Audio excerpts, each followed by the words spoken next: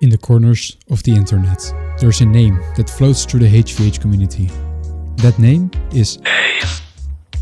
Aze, the man behind the notorious Skeet scams, but also his basic cheat. Skeet by Aze. Join us as we uncover the dark history of Aze.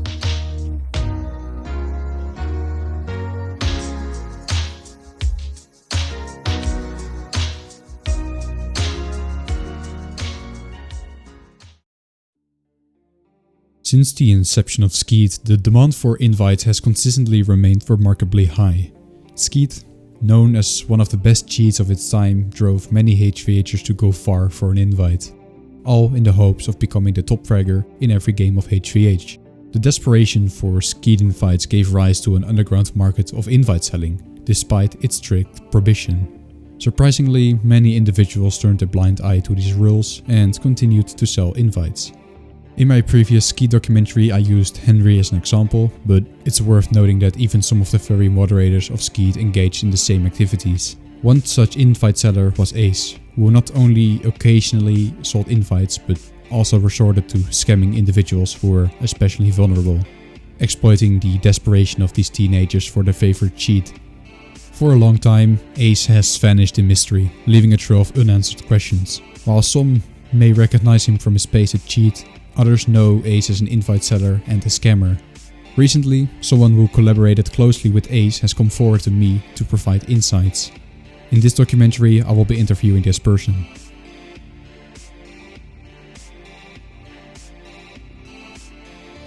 Could you describe the process of selling and scamming Skeet invites and how it was carried out when you were involved with Aze?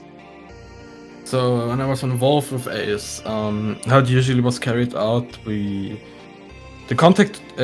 buyer would have contacted Aze over Telegram, Discord. Those were our main contact versions we had with the buyers. Then the buyer would mostly ask for the price. At the time Aze was quitting, it was $350 for one invite. Okay, yeah. Then mostly it was chosen which middleman would be used, or if non-middleman would be used. We had some buyers that did not want to use middlemen in deals with $350. Yeah. I mean, we didn't complain, but they did afterwards. Do you remember any middlemans? Were you one of the middlemans, or were there any others? No, I never did middlemaning for Aze. Okay. Amp did. Some people, I mean, most people in the community knew him. He was a big middleman. Sadly, got banned of OGE, which I think currently is called flip.gg. Yeah, that's true. They changed name. Yeah, I don't know for what reason. I don't even care. So he was involved with us. He got a fraction. I don't really know how much percent he got from the deal, but it wasn't less than 10%, I think. So then mostly deals went down like, what payment type do you want to use? PayPal, crypto. Amp didn't do PayPal, so we had a different middleman that was involved with PayPal. I don't really remember his name. Yeah. But yeah, then money would be sent, and if you were lucky, you received an invite. We had like a scheme where we would scam every third guy. Sometimes we scammed the second guy too, because he would be banned after 1 month, which was pretty much. We worked with Wish together, so that guy was banned for undermining, under investigation, or some other apparent reason. Yeah. And then we could offer him unban, which mostly those guys came to us, said, "Hey yo, I got banned. Is there a way that you guys unban me?" And we told him we could sell him an unban.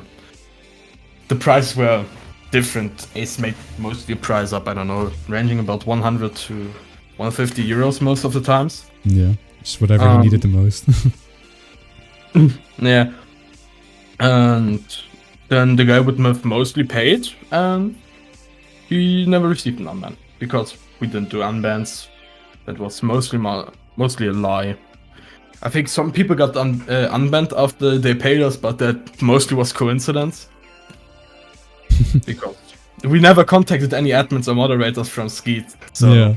So it was just take the money and run away. Don't contact him anymore. yeah, block him, Block him. blocklist his account from all the servers. We had 5 servers on Discord. We Yeah. used one mostly for editing, then the other 4 were just like, you needed to join them for the giveaways. Yeah, okay. A person interested in purchasing a Skeet invite would typically contact the team through Telegram or Discord. During these interactions, they would inquire about the price, which was approximately $350. At this point, a decision was made whether to involve a middleman or to go without one. It's worth noting that the risk of falling victim to scams was significantly higher when there was no middleman involved. The chance of getting scammed in this market was relatively high, particularly due to the scheme used by the sellers, where every third person attempting to make a purchase would be scammed. Consequently, some individuals might manage to get a Skeet invite as a way to garner trust and legitimize their services, but most people would face a ban just 1 month after the transaction. They would later scam many people who try to buy an unban from the same team. Do you know what methods or sources Aze used to obtain the Skeet invites? I mean, we have bought from the moderator of Skeet, which was our main source of invites at the time. We've bought them for around 50 US dollars apparently, I think. Yeah, 50. it was 50 US dollars. And then you sell them for $350 or something. Yeah, in the end, I mean, we have sold invites for 500 a pop. 500. So it goes up. I mean, no, that wasn't the start. I think that was like around 2018 when Skeet was very popular. We sold them for 500, and when the Skeet hype died down, we sold them for 350. Oh, okay. Yeah. I mean, but it's still like you profited 300 US dollars in the end. So Yeah. no euros. And only We buy them for, profited 300. for 50. Yeah. I mean, the team was sending out invites constantly. If you have had done something for Ace and he wanted to reward the team member for it, he mostly gave them an invite. So he was little caring over his over the people he likes. Yeah, I mean, when the Discord servers got termed, which didn't happen. I mean, it happened often. And we would have spent time building it up again. Ace paid for the food we ordered. He said, yeah guys, we're gonna rebuild the server now, order some food and I will pay for it. And then we sent him the receipts we got from the deliveries. Yeah. And he just sent you the PayPal over crypto, PayPal. And he would just send you the money back. Yeah. Ah. So he's somewhat a nice guy, except the scamming part. Yeah. The team used a strategy where they initially bought invites for $50 through the moderator Wish. Subsequently, during the peak of Skeet's popularity, they would resell the invites for approximately $500 each. As the interest in Skeet got worse over time, they adjusted the price to around $350 per invite. Ace has always been rewarding the team with Skeet invites or money for food in exchange for certain tasks or favors. He's almost like the sugar daddy figure, which I think is pretty funny. Do you also have any information on when Ace began selling and scamming people for Skeet invites? Around 2017. I joined around 2018. I think it was late 2018 or early 2019. I can't really remember any much. Okay. So it's pretty early already from when Skeet came out. Yeah, I mean, I've witnessed the creation of Skeet. I've been active in the HVH community since 2016. Mm-hmm. Yeah, mid 2016, I believe. When did you quit working with Ace? In the end of 2022, early 2023. Did you also like do any other cheats other than Skeet? We've sold everything you named. from Legions to Monolith, Primordial, Nemesis when it was active, Evolved, Fatality, Every everything. chief, basically. You named it, we had it, and if we didn't have it, we could get an invite in less than 24 hours. Oh, okay. That's how big the organization, quote unquote, was. You could simply get an invite. When we didn't have an invite, we mostly would have just made an announcement in buying, then cheat name, and then the price. So we just have bought some invites from some random guy. Ah, okay. So, to your knowledge, how much money has Ace earned approximately from selling and scamming Skeet invites over the years?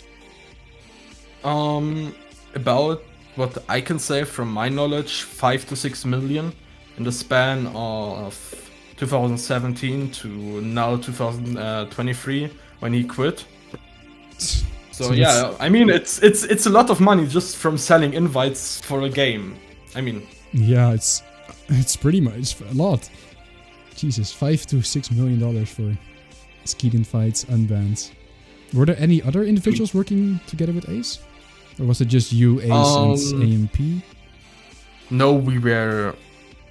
You could say we were a collective. We had the whole team moderators, chat moderators who were just made... They just moderated the chat. They didn't do shit. They didn't even know that we were scamming. Oh, they didn't because if a team member said, ask Ace about scamming, he would disappear like 2 days after that. Mm-hmm. Would people also get banned if they accuse him of scamming?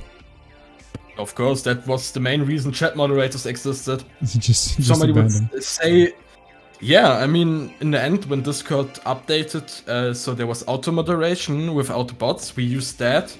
And if somebody said the phrase had the words Ace does scamming in one sentence, he would automatically be banned after Discord. Just instant ban. So I mean, yeah, instant ban. Did you have any system to prevent them from joining with different accounts? Yeah, I mean, we've used, I think it was called Restore Code. And just auto-bans people with the same IP. Yeah, basically. Because if you join and verify yourself, we see your IP.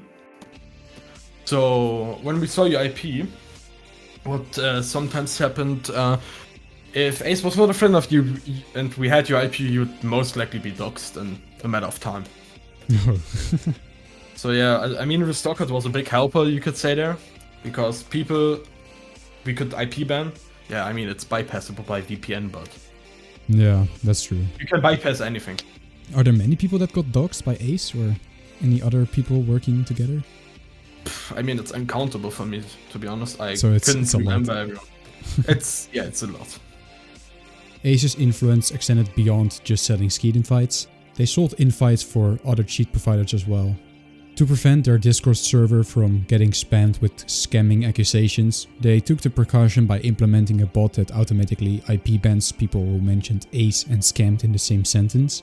Moreover, they had a history of doxing those who dare to make allegations of scamming against them. Are there any unique experiences or encounters during the time you've worked together with Ace? A lot though. I've encountered many people. I have had my fair amount of talks with Wish. Yeah. And you have encountered really much anybody. I've encountered fanboys literally hurting themselves on cam in calls to pretty much girls who wanted to trade their, you could say, intimate pictures for invites. We've encountered everything. So crazy stuff is happening for just getting an invite. I mean, if you don't have money and want a Skeet invite, people get creative. Yeah. Yeah, I've seen a lot of things on Twitter. Gravity's, you showed me a cake earlier before. Yeah. I think these people are actually very desperate for a Skeet invite, which is sad. Yeah, I mean, Skeet is not really much. This is a golden standard anymore. I mean, Neverlose is quite catched up to Skeet. Skeet doesn't get updated as much. I mean, and even Wish codes updates, they're not even that good anymore. Since Esoteric quit decoding. Yeah, it seems like Esoteric is just dead. Yeah, he's probably focusing on real life. I mean, he has an IT firm, has children, has a wife. Why should he? Yeah, why should he interact with some insults in HVH? Yeah, if I were esoteric, I would still update the cheat. You know, like it's a free moneymaker. But apparently, esoteric doesn't think about that. Yeah, but why update when the cheat still generates money? That's true. That's true. If people still buy it, why update it? I think esoteric also got sick of constantly updating it. He probably doesn't care about CS:GO anymore. Yeah, probably. Right, so I've come up to the last question, which is, were there any close calls or moments of Aze risking being arrested, or has he always been unknown and under the radar?